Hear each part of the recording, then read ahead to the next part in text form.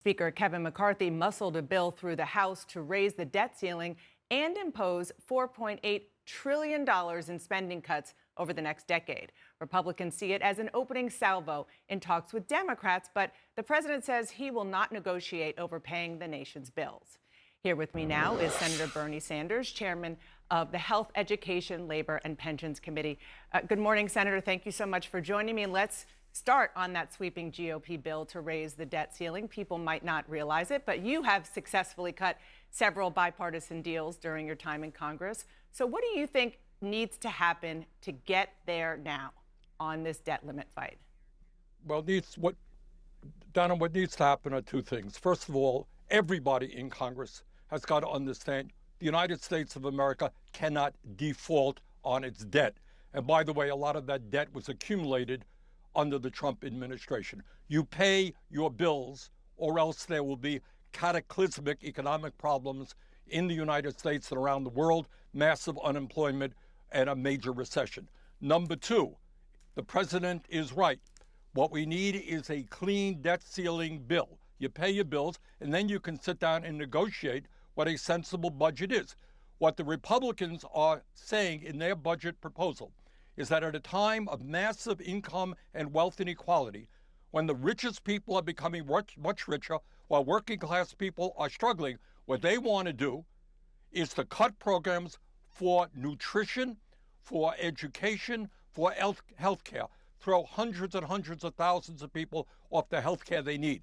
Our healthcare system today is dysfunctional enough. It is expensive enough. You don't throw people off of healthcare. You don't hold those people hostage to, Forgive me, is it now time for President Biden to start negotiating on where the confines are for any spending cuts? Well, I think we can start negotiating tomorrow, but you cannot be holding the American people or the world's economy hostage. What the Republicans have got to say is absolutely, we are going to make sure that we pay our debts. Let's sit down and negotiate a budget. It is true that House Republicans, their bill is only a bill that passed their House, and it would avoid a debt and a default, this summer. Speaker McCarthy is already hammering Senate Democrats for insisting on a clean debt ceiling increase.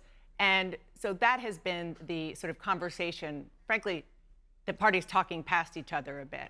Just on the raw politics of this, are you worried that voters will start to blame Democrats? Dana, let me just say this. That's what Donald Trump wanted when he was president. That's what he got. That's what Ronald Reagan wanted when he was president. That's what he got. You don't hold the country and the world's economy hostage over the debt ceiling. You pay your bills. This country now, and what we're trying to do on our committee, is address the severe problems facing the working class in this country. And what I would hope the Republicans understand, there's something wrong with the healthcare system where we spend twice as much per capita on healthcare as the people of any other country. Let's deal with that. Not throw people off healthcare. Let's lower the cost of prescription drugs. Do they have the guts to take on the pharmaceutical industry? Let's raise the minimum wage in this country to a living wage. Let's make it easier for workers to join unions. Let's protect senior citizens by making sure we can expand Social Security. And by the way, demand that the wealthiest people in this country start paying their fair share of taxes. Are you open to any spending cuts as part of the ultimate budget deal? Yeah, I think we can move toward cutting military spending. We're now spending 10 times more than the people, than any other country on earth. Massive cost overruns in the Pentagon. I'm certainly open to demanding that the largest corporations in this country and the wealthiest people start paying their fair share of taxes. And I'm willing to look at any other proposals. There's a lot of waste within government. Let's go after it. But don't go to war against the working class of this country, lower income people. Don't tell kids that they can't afford to go to college or cut back on public education in America. We have already too much inequality in America. Let's not make it worse. You mentioned the high cost of prescription drugs. You just cut a bipartisan deal with Republican Senator Bill Cassidy on a plan to help lower prescription drug prices by increasing access to generic drugs, increasing transparency for pharmacy management.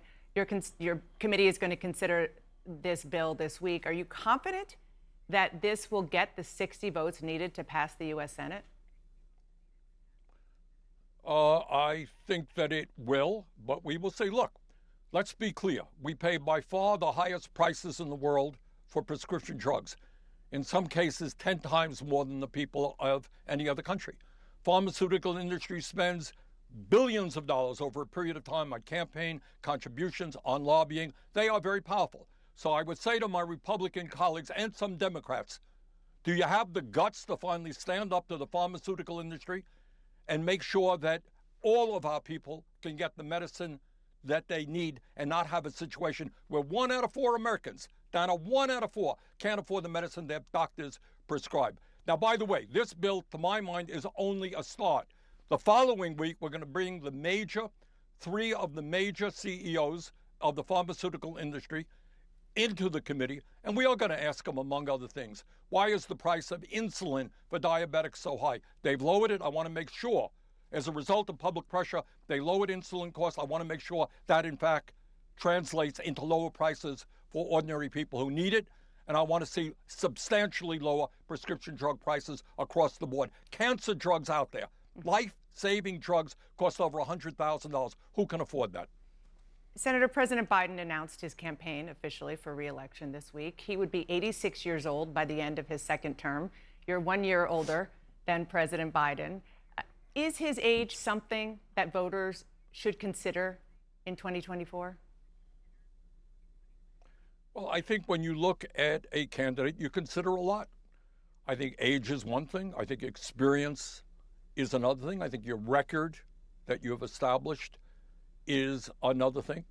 But to my mind, Donna, when you put it all together, what you have to look at is, what does the candidate stand for? Which side are they on?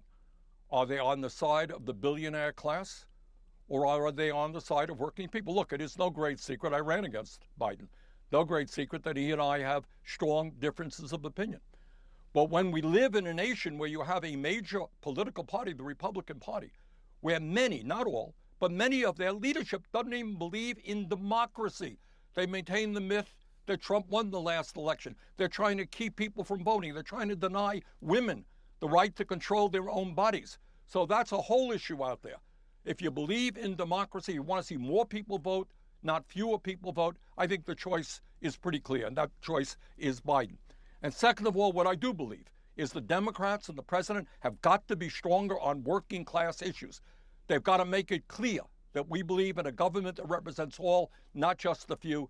Take on the greed of the insurance companies, the drug companies, Wall Street, all the big money interests, and start delivering for working class people. You do that, I think Biden's going to win in a landslide.